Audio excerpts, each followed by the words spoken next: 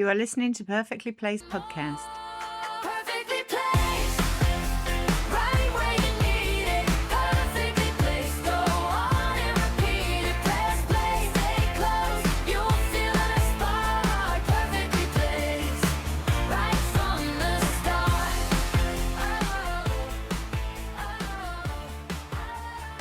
Hi, and welcome to the Perfectly Placed podcast. Today, we're very lucky to have with us Josh Williams, who is a financial advisor, and he's going to talk to us about. Well, we've compiled a list of questions that we've got from clients, and we're just going to go through them with you. So, And if you've got any questions at the end of it that we haven't answered, feel free to send them in via the comments under Spotify or YouTube, or contact us through our website, perfectplace.com, yeah, or info@perfectplace, or phone us, all our details. perfectplaceestepona.com. Perfectplace.com. I know, it sounded wrong as soon as I said it. All our info is on our website. So if you've got any questions at all that you would like Josh to answer, please send them through. Yeah. So, do you want to tell us a bit about yourself? 'Cause Yes. I've known you for years. Indeed, yes. We've So- known each other for a few years, since 2019, I think. 2019, so is 7 it? years, yeah. Right. 7 years now. So yeah, I'm Josh Williams, owner and or founder and advisor of Ambient Wealth Management. We're a financial advisory practice based here in Spain. I've been here now 11 years, helping clients with expatriates, predominantly British expats, here in Andalusia and across Spain and Europe, actually, with their financial matters. And coming from a financial background in the UK, I found it's important for clients to understand what the risks and pros and cons are moving to Spain. A lot of Yeah. people want to do that, Yeah. and sort of what it all means for them financially. And Yeah, there's because I think financial is really the biggest concern that people have, isn't it? Correct. There's like integration, you know, if they've got kids, it's getting their kids happy, but financial concerns seem to be like a really grey area. There's lots of different advice coming from all different angles. correct. Yeah. You know, you've Yeah. got Facebook groups that are popping up here, there, and everywhere. Yeah, You know, people. Unqualified advice. Oh, exactly. You know, people are asking questions on there, and the amount you see on there, and it's always advisable to speak to someone professional, even if you don't establish a relationship with that yeah, advisory company professional. At least ask the right questions to the Yeah. right people, Yeah. because there is a lot of stigma around financial sort of advice and advisory and wealth management, and it's just speak to the right people about the right things. okay. Yeah. So the first question we've got is, what are the biggest financial mistakes when moving to Spain? I think it's a good one. People moving to Spain, assuming, you can maybe argue there's a bit of naivety there, wrongly or rightly, but moving over without speaking to someone, understanding the implications once the move has occurred. So obviously, once you move to Spain, you move away from your existing tax jurisdiction, tax country. If it is the UK, for Yeah. example, then you're missing out on potential UK tax breaks, allowances, reliefs. Two, or even three sort of big ones there are the payment commencement lump sum or the tax-free cash from a private or work-based pension. Right, That's 25% tax-free in the UK, right, but it's not in Spain. You pay income Right. tax on that. Selling a UK property, your main resident, you get full UK tax relief on that, as it's your main residence. You don't in Spain. Sorry, Right. say that again. You get You full UK tax relief, so Right. you won't pay any capital gains tax on the sale of that UK property. right. Okay. UK ISAs, they're tax free in the UK, but they're Yeah. not in Spain. So selling them, locking in the profits, and then readjusting that capital into Right. something more tax friendly or compliant for living in Spain. Can Things like that. Can you be a resident in Spain but keep your existing ISAs? I was in just the thinking UK? exactly that. You can. There's nothing stopping you keeping ISAs in the UK. Right. but You just they can't set up new ones. can't obviously. set up new ones, Right. and you can't. You shouldn't be able to continue contributing, and it provides zero tax benefits. Right. You know, in Right, so ISAs there's in the UK, Yeah. there's no point. There are Yeah. equivalent structures that give tax benefits that allow stocks and shares ISAs or cash ISAs equivalents for someone living in Spain, but those products are not actually based in Spain, but they have relationships with the Spanish tax authorities Right. that allow the tax growth, tax-free growth, as the policy is in action. But there's lots of options available, but ISAs is just one of the areas that people should Yeah. consider. Right. Okay. Okay, that's interesting.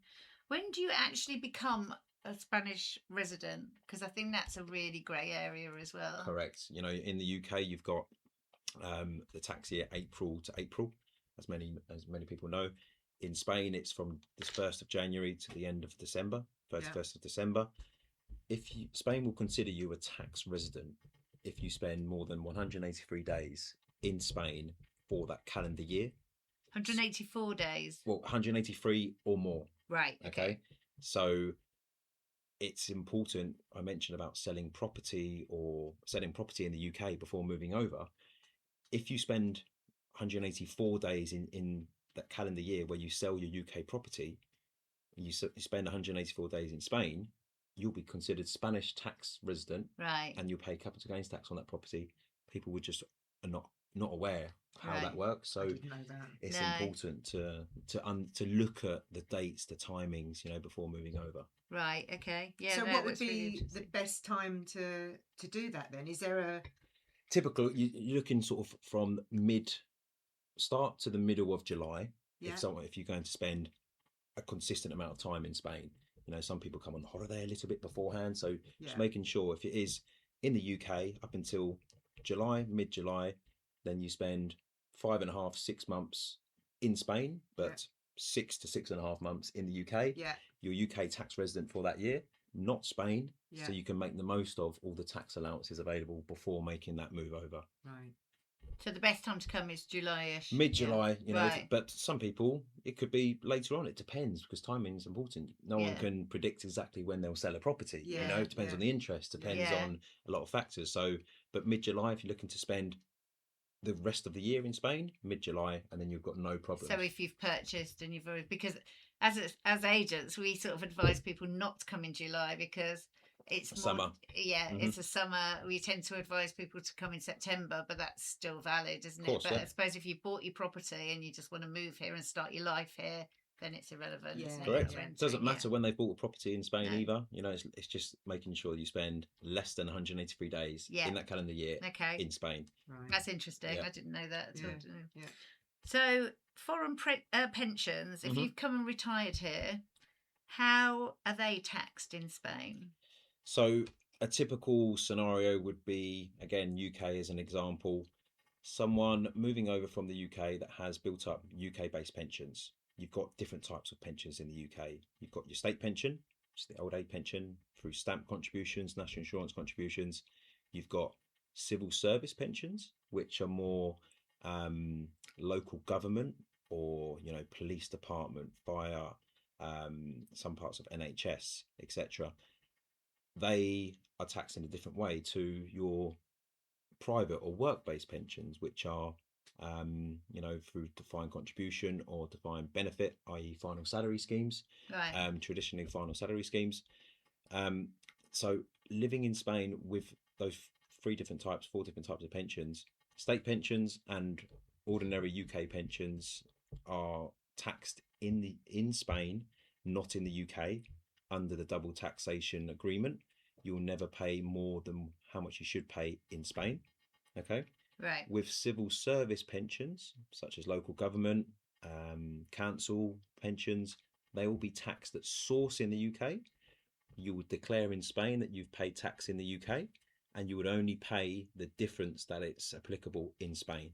So an example, if you pay 20% in the UK and you're within the 25% tax bracket in Spain, you pay only the 5% in Spain because you've already paid the 20% in the UK. And would that be declared on your yearly renter, the thing that you Tax do return. in June or Yeah, your Correct. annual tax Yeah. return. Exactly right. yeah? But this just goes to highlight to me, just at the beginning of that, because I know you're going to develop it. You're going to talk more about that pension issue, why you need to have financial advice. Yeah, because I've been absolutely. here for a long time, and I'm like, we had a conversation before the podcast about this, Yeah. and I've learned so much already. It's really important. I think, That's because isn't we're it? nowhere near retirement age. No, not at all. It's not even a thought in your mind, No, back no, of the no, head. As teenagers don't think about pensions, do they? Nothing wrong with I that. remember when I was like 18, I was seeing this guy who was a financial advisor, and he told me then how many paydays I had until retirement. I was like, what? It wasn't very many. It didn't sound very Yeah, many. yeah, it's a you know. typical sort of Financial tactic. advisor, You know, yeah. I learned, I learned that in the UK and even over Yeah. here working for a large company.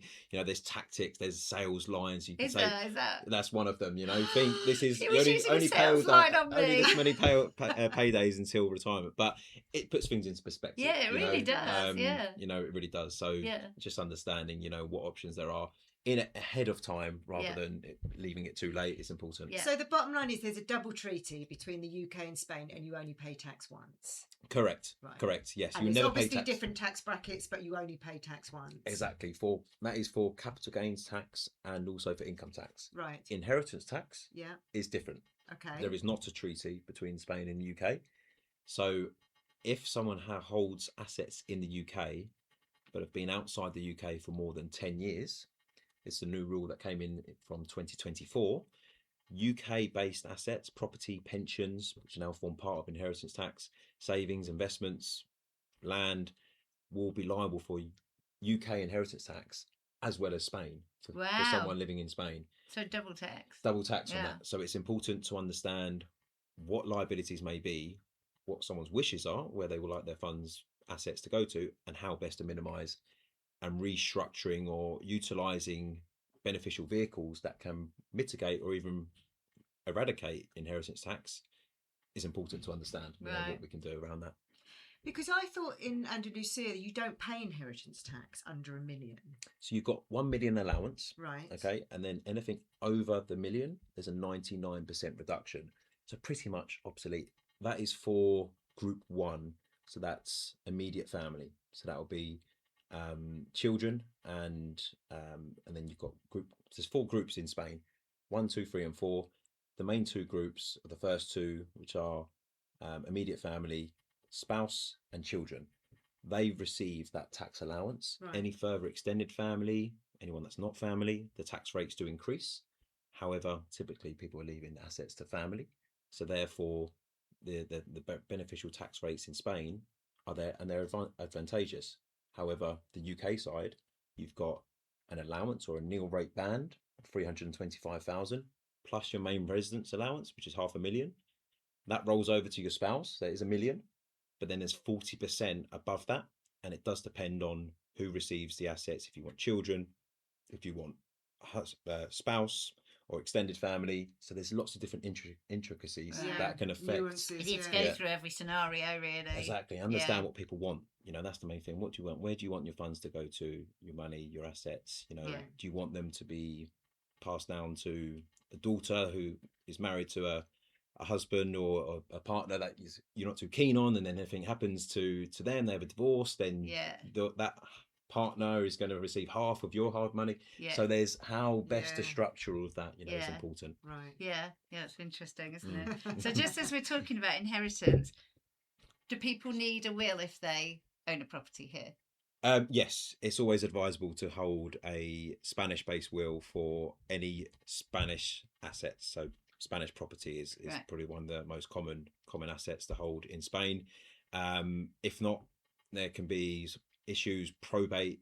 Anyone that's been through probate, it can last many months, Yeah. sometimes years. Yeah. So it's an important area to just tick off. Have a Spanish will for Spanish-based assets. And what Yeah. happens if you don't have a Spanish will here, and you just have to fight to get everything? Exactly, and then it's a probate issue. So then you Yeah. have to go to the notary. You've got to apply. You've got family Right. members that could potentially squabble or argue to say they had the right to have this much of the Half or whatever, property. Yeah. So just make sure that It's just complicated, isn't it? So it's just easier to keep it all clean. I mean, how much does it cost, like an average will, to do in Spain? a few hundred Yeah. euros. So you know, it's really worth Get it. it isn't certified, Yeah, and get it it's not a organised. time, is it, when you want your family to be stressed over fighting over a will when, you Yeah. know, you want things nice and easy. Yeah. Most people, you Yeah. don't want your family to be arguing. You want to Yeah. allow a nice smooth process. On your death.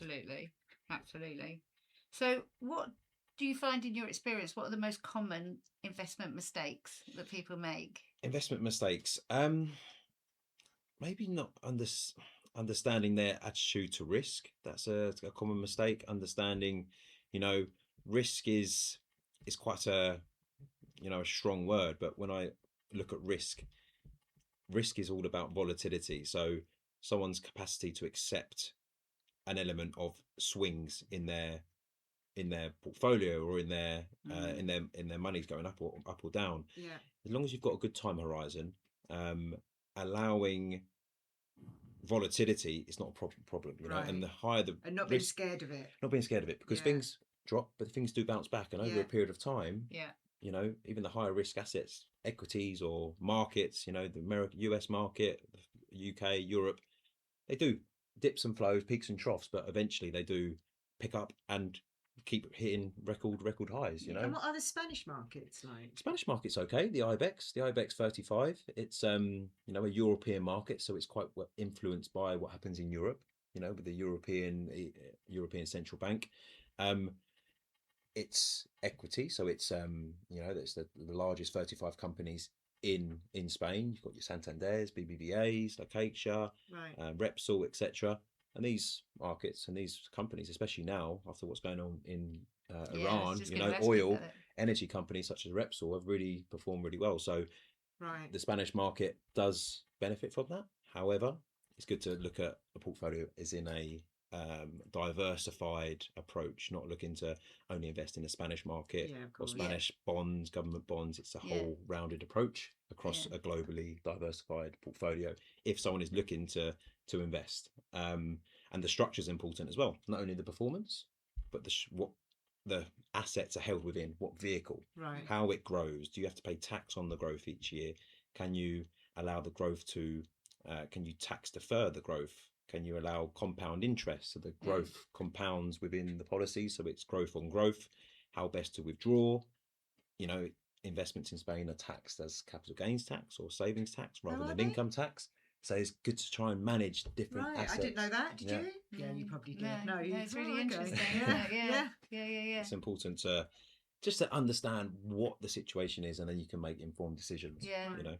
I think it's funny because financial is with the kids getting older, is that financial planning is just not taught, is it? It's one of the No. most important things in your life, but it's just not taught. I was never told about financial planning. No, me. It's an important area to understand, but younger Premium bonds. bonds are the Yeah. ones. Well, my Yeah. grandma used to buy them That's for it, me. that's it, Yeah. Once in a while you get 25 quid. Yeah, Everyone's yeah. waiting for the million. Everyone's waiting. Yeah. They're waiting many Me. years. Yeah. Still waiting, Yeah. But nowadays it's different with AI. Younger generations Yeah. are searching online. I think the need for an ordinary financial advisor is maybe becoming less, especially with the younger generations. Yeah. However, with the cross-border advice Yeah. between UK, for example, and Spain, or the US and Spain, Yeah. It's complicated. it's complicated, and AI just doesn't have enough knowledge around that, Yeah. to be able to give sound And also advice. the practical experience of you actually helping people over the years and years and having all the actual real life situations. Correct. Yeah. Yeah, it gives you the knowledge. And the for emotion sure. as well. Computers Yeah. don't have emotion, Yeah. and people do. So Yeah, we can yeah. understand what is emotional, because Yeah. financial planning is emotional as well as factual as well. So yeah, it's But I think you're right, Tracy, is that it's definitely something that should be taught to younger generations from. from school, Yeah. rather than learning algebra, which may not be, Yeah. I don't Yeah. think has anyone used algebra since they left school. Never. It's Never. one of those. Understood it then. Still Yeah. not now. Not now. But it's Amazing. mortgages, general sort of how to save for retirement, those types of areas are So what important. about mortgages? Let's talk a little bit about mortgages. Do you deal with mortgages at all? Not really. directly, no. In the UK, when I was first sort of starting out working for my father's company, was dealing with mortgages. But since I've moved to Spain, no, Yeah, it's more financial pure planning. financial investment, pensions, and Yeah. retirement. Yeah. But yeah, it's another area, mortgages. Yeah, no, Spain. we had Julian on last week who talked a little bit about mortgages, so he was our guest Okay, yeah. last week. Yeah. So, what would you say that is the most common investment mistake? Well, common investment mistake. I'd say not planning. Yeah. Planning to, not planning before moving. So Right. That goes back to the whole. making the most of allowances in the UK or the US, for Yeah. example. You've got IRAs in the US, Yeah. which access tax free after the age of 59 and a half. Yeah. If you move to Spain, you want to access them, they're not tax free. You pay tax. So take them if you can in the US. In Yeah. the UK, you're tax free lump sum. Yeah. Sell the property, cash in the ISAs to make the most of the capital, most and then of you it, can yeah. reset that base if that makes sense. You're Yeah, not it paying does. capital gains Yeah. on the full amount. You know, you're starting again. And so, because we do have other clients that aren't UK based, and is that the same for countries within the EU? Typically, they do run sort of by a formal process. However, every country is different. Right. You know, France is different. Every country is different. Yeah. You know, so yes, they generally follow the same sort of routes and roads. Exactly. Yeah. However, they're not all the same. They are Right. different. So each individual country, would need needs to be separate. analysed and Correct. Yeah. identified. Yeah. Another sort of financial mistake would be just not holding investments in non-compliant or non-tax efficient vehicles. Right. You know, Okay. a lot of people hold platforms where they invest, and that's not a problem. You know, people like to invest via a platform. Yeah. They pay growth on that each year, and when they cash in a fund, they switch a fund, they need to pay tax on the growth before rebalancing and reinvesting. If you can house the funds in a vehicle that allows you to switch funds without paying any tax, Yeah. then that's obviously a beneficial circumstance that you can make the So most just of. get everything in order, pretty much. Go through everything and just speak to an advisor and See find what out the best see what ways. options are available. Yeah, yeah. You know, complimentary chat is always worthwhile, even if it doesn't lead anywhere. Right. So we're just coming to the end. So our producer's waving at us frantically. So just quickly, what are the 3 things? So if somebody's moving to Spain next month, Yeah. 3 things they should do. Assess whether they want to keep their UK property, Yeah. and if not, sell. Yeah. Make the most of, because there could be a large capital gains tax if they sell while Spanish tax resident. Yeah. Second, review pensions Yeah. and take the payment commencement lump sum if it's needed. I wouldn't say just take it for the sake of it, but at least take it. You can then reinvest that into an investment vehicle. Then you only pay tax on the growth element Yeah. of the original capital, will never be taxed. And number 3, look at the residency. Right. I'd say Okay. the residency. Just make sure that you're not, that you're not paying, that you're not falling into 2 different residency traps. You know, make Right. sure you know when you're moving to Spain, what dates, and just look at the calendar figures, and the dates and times. I think Brilliant. that's another Which one. you can explain that if any of our listeners wanted some information about that. You Exactly. Can totally, Oh yeah, 100%. Yeah, Yeah. just look at the circumstances. It's tough to give, generic advice. Exactly. Yeah, Every yeah. scenario is different. However, Yeah. it's looking at that with as much time in advance is advisable. Yeah. It's never too early. It's not too late either. But the earlier the better. Yeah. Brilliant. Yeah. Brilliant. Well, that's really useful. Really, Thank really you useful. so much I've got a for million coming in. questions that I'm going to now bore you Yeah, after yeah, you yeah. finish the podcast. I'll cancel my meetings for this afternoon. And if anyone's got any other questions, we'll put your website and your contact details in Brilliant. the show notes. And if you've got anything else that you want to put to us, just send your questions in and share this podcast will be absolutely amazing, and subscribe, and we'll see you again soon. Perfectly placed.